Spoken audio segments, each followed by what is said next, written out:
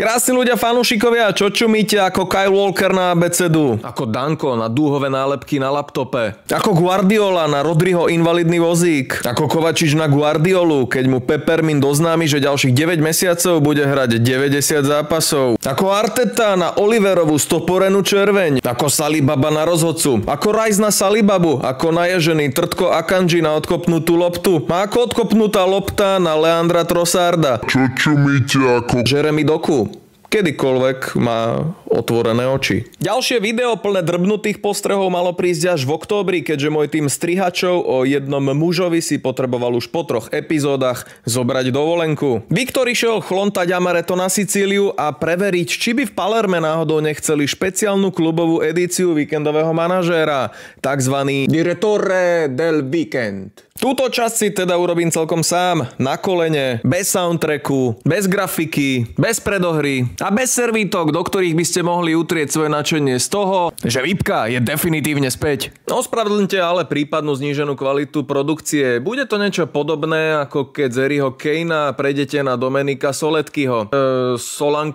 Ale nedalo sa inak. Klauniáda na City mi zahrala na City a výpka nemohla držať hubu pod lopúchom. Od toho Šaša Olivera som síce čakal nožík do chrbta.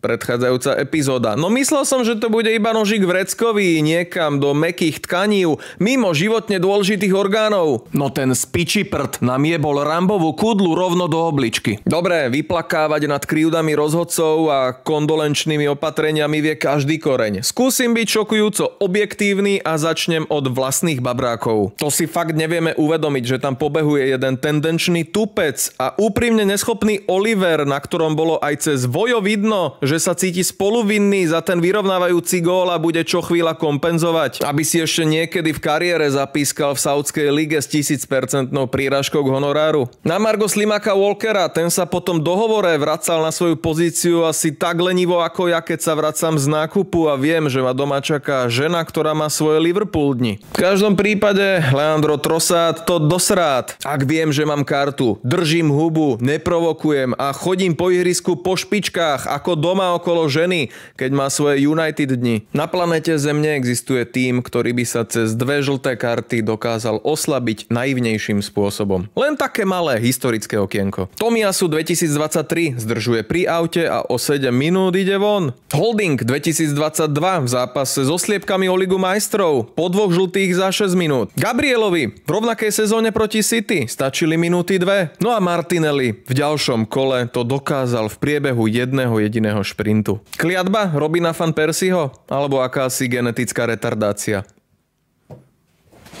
Na druhej strane klobúk dolu za druhopolčasovú hrdinskú obranu Stalingradu. Naša defenzíva bola ako montážna pena Den Braven, kam pošlem faktúru za product placement hneď ako skončím. Môj vzťah sa k viacerým našim chlapcom poriadne prehlbil.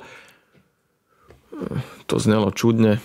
Ale čo si budeme hovoriť, aj toto bola taká naša klasika. 53 minút udatne bojovať, vkladať vajcia do striel a sústredene upchávať všetky cesty ako trombóza, len aby sme na záver vypustili poslednú štandardku a nechali sa vysmiať hentým škaredým, zdegenerovaným Albínom. Neprajníci budú iste hovoriť, že sa na Arsenal bez Odegaarda nedá pozerať a že súčasný kapitán tímu je pre kanonierov rovnako dôležitý ako písmeno R v mene Gary Oldman, pretože bez neho je to iba banda obstarožných buzerantov. Nesúhlasím a tento homofóbny vtip si vyprosujem. Prežiť takýto pekelný rozpis s vybrakovanou zálohou je úspech ako hovado. Už som sa cez prvotnú emóciu preniesol. Smiať by sme sa mali skôr z úradujúceho majstra, konkrétne z brankára Edersona, ktorý rohové kopy bráni ako pripitá Marika Gombitová, keď sa snaží vyliesť z vane bez pomoci.